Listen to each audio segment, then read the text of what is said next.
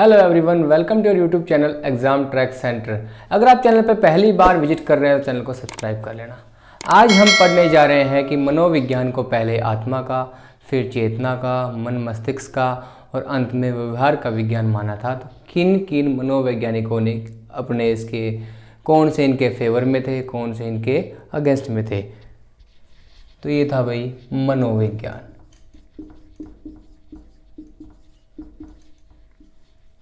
हमने पिछले वीडियो में पढ़ा था लास्ट क्लास में कि मनोविज्ञान एक दर्शन शास्त्र की शाखा थी।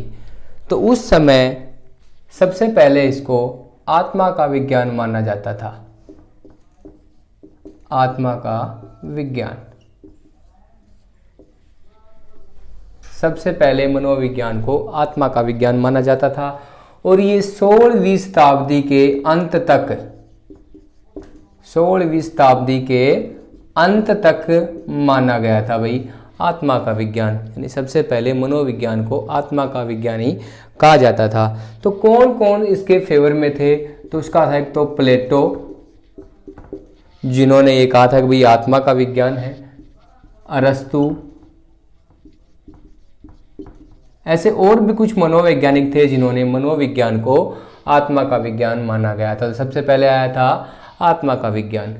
सेकंड पॉइंट पे आया था मन या मस्तिष्क का विज्ञान। मन या मस्तिष्क का विज्ञान। मन या मस्तिष्क का विज्ञान मानने वाले कई मनोवैज्ञानिक थे, जिनमें से एक फेमस थे पोम्पोलोजी, जो कि फेमस हुए थे।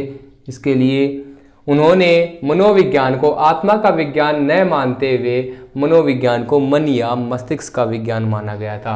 सबसे पहले मनोविज्ञान को आत्मा का विज्ञान कहा, लेकिन इसके कुछ अपवाद आए। सभी ने अपने अपने तर्क दिए कि मनोविज्ञान है वो तो भाई पूरे संपूर्ण विकास में देखा जाता है, तो सिर्फ आत्मा के बारे में नहीं है, तो मन या मस्तिष्क के बारे में कहा गया। लेकिन बाद में ये भी उनकी अवधारणा थी कि भाई ये मन या मस्तिष्क पे ही सीमित नहीं रहेगा, तो ये मन या मस्तिष्क वाला भी उनका हट गया। और ये जो पोम्पोलॉजी थे इसके बारे में आता है भाई ये कहाँ के थे? तो ये इटली के थे भाई, इटली के। थर्ड नंबर पे आया चेतना का विज्ञान। चेतना का विज्ञान और चेतना का विज्ञान मानने वाले फेमस थे William Wundt, next William James, एक थे जेम्स सली, ऐसे कुछ और भी थे। यानी मन या मस्तिष्क का विज्ञान पोम्पोलॉजी ने माना था, उनमें जो फेमस थे वो पोम्पोलॉजी थे। फिर विलियम वुंट, विलियम जेम्स ली, ऐसे कुछ और मनोवैज्ञानिक थे जिन्होंने सिर्फ मन या मस्तिष्क पर ही सीमित रहने के लिए अपने विचार नहीं दिए। उन्होंने कहा कि मनोविज्ञान है वो इससे भी ऊपर होगा, तो उन्होंने इसको चेतना का विज्ञान माना था। चेतना का विज्ञान पे एक अपने वाटसन, जिन्होंने इसको ये कहा कि चेतना है ये एक शब्द, ये बहुत ही मनोविज्ञान में ना लगने वाला शब्द है। यानी उन्होंने चेतना शब्द की कड़ी निंदा की। एक पुस्तक है इनके द्वारा, विलियम वुंट के द्वारा लिखी हुई आउटलाइन साइकोलॉजी,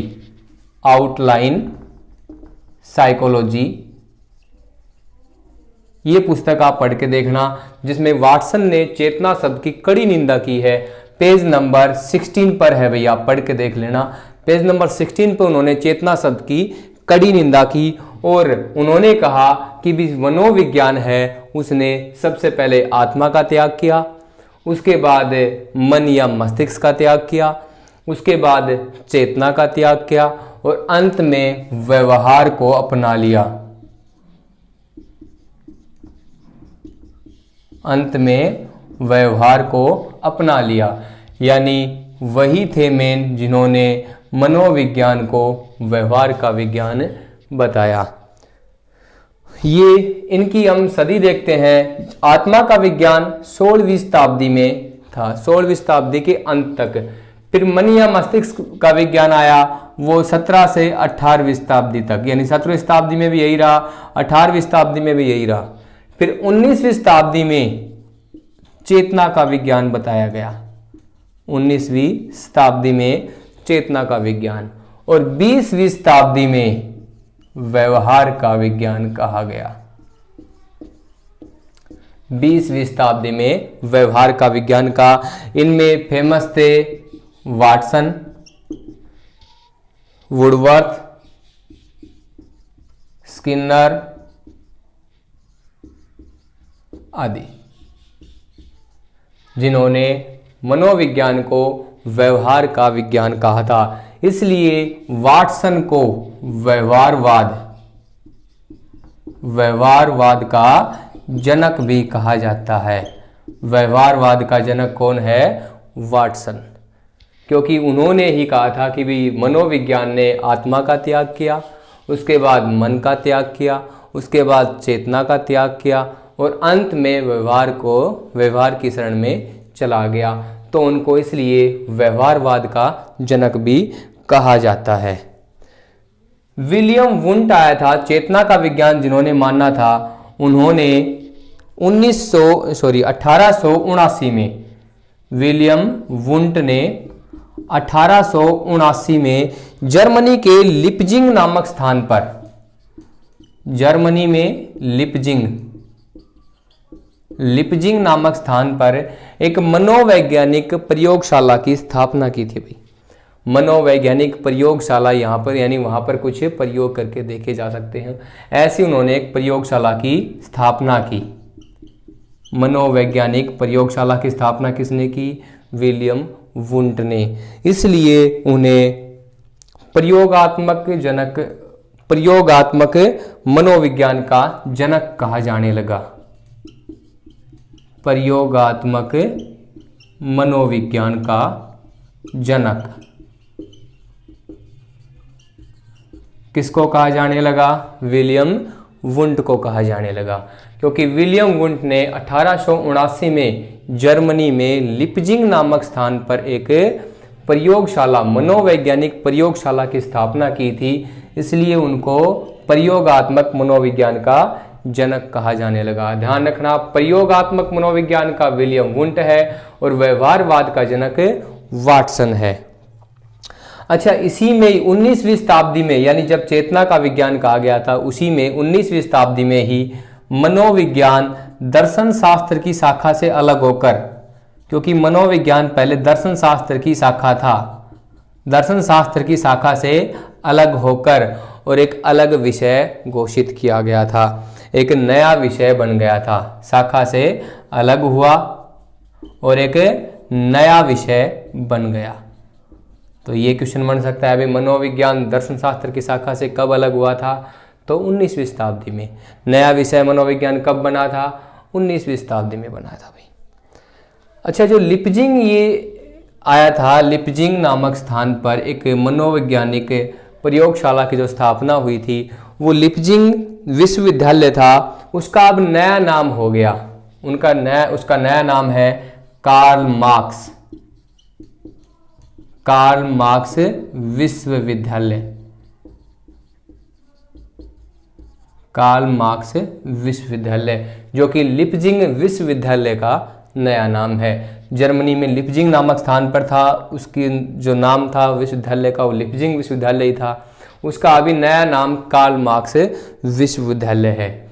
अच्छा, इसी में बीच में एक वाटसन ने, यानी जब व्यवहारवाद का जनक उन्हें इसीलिए माना गया था क्योंकि उन्होंने व्यवहार का विज्ञान माना था। उन्होंने कहा था कि तुम मुझे कोई भी बच्चा दे दो, मैं उसे जैसा चाहूं वैसा बना सकता हूं। उसका कहने का अर्थ ये था कि तुम मुझे कोई भी बच्चा दो, चाहे वो कितनी भी उम्र का हो, यानी बच्चा है तो छोटी उम्र का, तो उसको वह जैसा चाहे बनाने के लिए कह रहा था। मीन्स वो उसको डॉक्टर, इंजीनियर या कोई फेमस एक्टर, जो जैसा उसको माहौल दिया जाएगा, उसके मतलब जैसा बच्चे को वातावरण दिया जाएगा, बच्चा उसी वातावरण के अकॉर्डिंग ढलेगा। उनका ये मानना था, इसलिए उनको व्यवहारवाद का जनक माना जाता है, क्योंकि वो व्यवहार पर ही, यानी बच्चे के व्यवहार के अकॉर्डिंग उसको उसका वातावरण प्रोवाइड करवाने की बात कर रहे थे कि हम अगर बच्चे को उसके व्यवहार के अनुसार उसको वैसा ही वातावरण देंगे, उसको वैसी ही जगह पे रखेंगे जैसा उसका व्यवहार है, तो उसके अकॉर्डिंग बच्चे को हम जैसा चाहे उस तरह ढाल सकते हैं। इसलिए उनको व्यवहारवाद का जनक माना गया था। तो अब एक बार यहाँ तक रिवीजन कर लेते हैं। सबसे पहले मनोविज्ञान को आत्मा का विज्ञान माना गया था, और आत्मा का विज्ञान 16वीं शताब्दी में माना था, जिसके प्लेटो, अरस्तु ये फेमस मनोवैज्ञानिक थे। बाद में आत्मा का जो विज्ञान था उसको छोड़ते हुए मनोविज्ञान को 17वीं शताब्दी में मन या मस्तिष्क का विज्ञान कहा जाने लगा। लेकिन ये पोम्पोलॉजी इटली से थे जो ये इसके फेवर में ज़्यादा थे। बाकी सभी अपने अपने मत उन्होंने अलग दिए, और मनोविज्ञान को सिर्फ मन या मस्तिष्क तक सीमित ना रहने के लिए कहा, और मनोविज्ञान को एक चेतना का विज्ञान बताया। चेतना का विज्ञान 19वीं शताब्दी में बताया गया, और इसी समय 19वीं शताब्दी में ही मनोविज्ञान दर्शन शास्त्र की शाखा से अलग होकर एक नया विषय बन गया था। तो चेतना का विज्ञान विलियम वुंट ने, विलियम जेम्स ने, जेम्स सली ने, इन्होंने इस चेतना का विज्ञान माना था।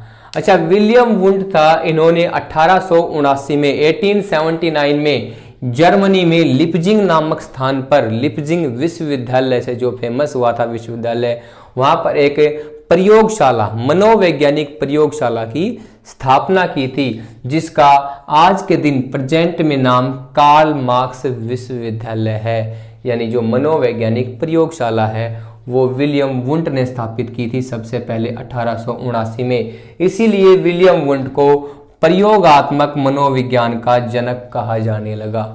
प्रयोगात्मक मनोविज्ञान का जनक विलियम वुंट।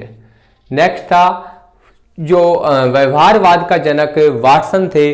उन्होंने ये कहा था कि भाई मनोविज्ञान सर्वप्रथम आत्मा का त्याग करके, फिर मन मस्तिष्क का त्याग करके, उसके बाद चेतना का त्याग करके मनोविज्ञान ने व्यवहार की गोद में शरण ली है, यानी व्यवहार का विज्ञान उन्होंने माना था। वाटसन ने ही अपनी एक पुस्तक थी आउटलाइन साइकोलॉजी, जिसमें चेतना शब्द की कड़ी निंदा की थी और वो इसके बिल्कुल अगेंस्ट थे। इसलिए उन्होंने अपनी मतों के अनुसार ये बताया कि मनोविज्ञान सिर्फ आत्मा, मन और चेतना का विज्ञान न होकर संपूर्ण व्यवहार का विज्ञान है, यानी मनोविज्ञान के द्वारा पूरे व्यवहार को लिया जाता है। यानी कोई भी बच्चा है वो कैसे रहता है, क्या बोलना है उसका, यानी उसके बोलना, रहन सहन, चाल ढाल, सब कुछ व्यवहार में, उसका व्यवहार कैसा है, उसका आचरण कैसा है। तो इसलिए वाटसन को व्यवहारवाद का जनक भी कहा जाता है। मनोविज्ञान के जो ये अपने फेमस मनोवैज्ञानिक थे, इन्होंने कुछ पुस्तक लिखी थी जो मैं आपको बता देता हूं।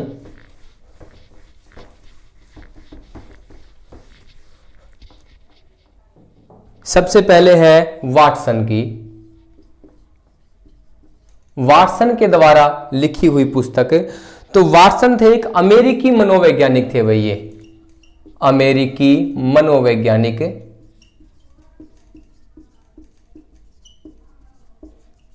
अमेरिकी मनोवैज्ञानिक थे वाटसन, जिनका जन्म 9 जनवरी 1878 में हुआ था।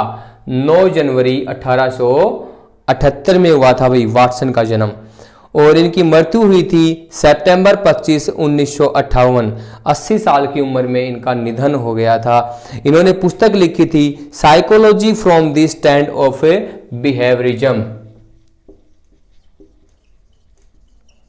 Psychology from the stand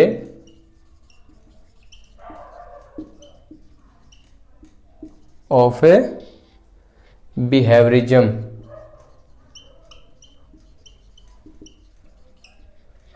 psychology from the stand of behaviourism, sorry behaviourist था भाई, बिहेवियरिस्ट, और ये पुस्तक उन्होंने 1919 में लिखी थी, 1919 में पुस्तक लिखी थी। वाटसन द्वारा लिखी हुई प्रथम पुस्तक थी ये। दूसरी पुस्तक जो उनकी प्रसिद्ध हुई थी वो थी बिहेवियरिज्म।